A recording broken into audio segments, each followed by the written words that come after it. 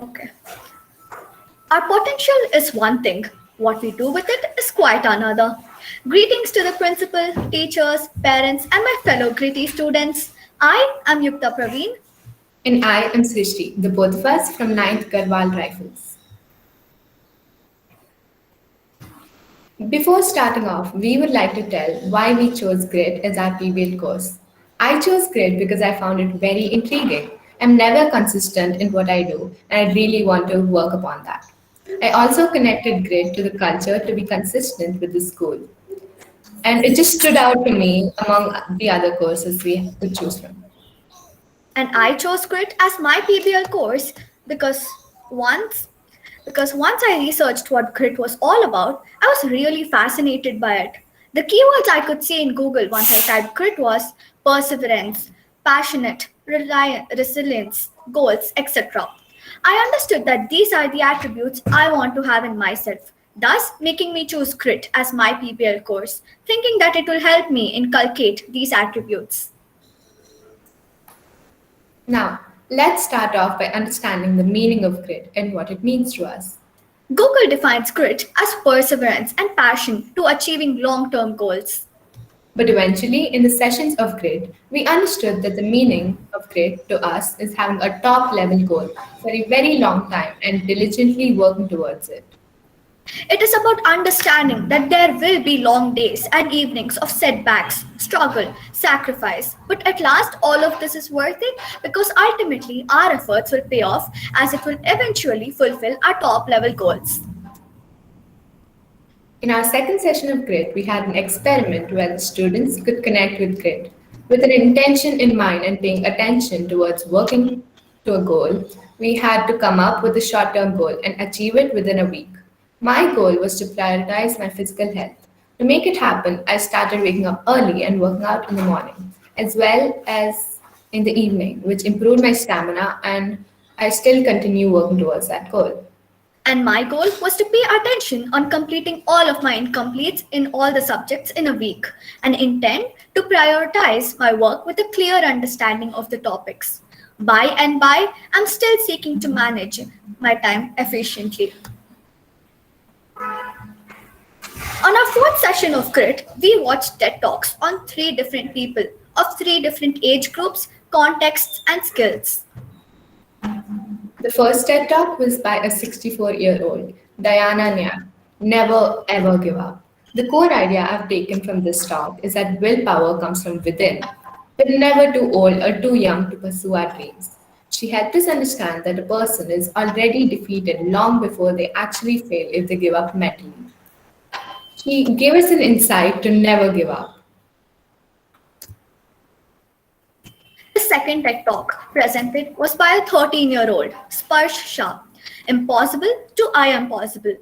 In his inspiring TED Talk, he shared a few ideas that can make one's thoughts of impossible to I am possible. 1. Find your passion. 2. Never hold yourself back. 3. Help others. And 4. Dream big.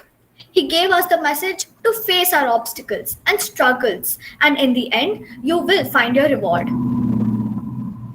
The last TED Talk was by a 10-year-old, Luke Bakik, The Power of Reading. He shared a few important perceptions on reading and its importance in today's world. He helped me understand that reading is important because it helps expand the mind and develop our imagination. While reading, people try to imagine how the characters look at the world. As a result, when people are carried away by the story, it helps develop their empathy, which makes a good society. Now, I would like to talk about the presentations given by the school alumni about grit. The first presentation was held by Shaunak Sharma, a former student council member of Silver Oaks. His presentation apprised the inside out and outside in approach of grit. He gave everyone a clear understanding of grit through active participation, explained how students can interpret grit and how we should use our inner grit to help in our passionate goals. Mr. Shyam, the sports advisor to Silver Oaks, enlightened us on the physical endurance. He made us understand that the mental state of an athlete is very crucial. Being able to tolerate the conditions of fatigue and breathlessness is one of the key elements allowing endurance in athletes to reach their full potential.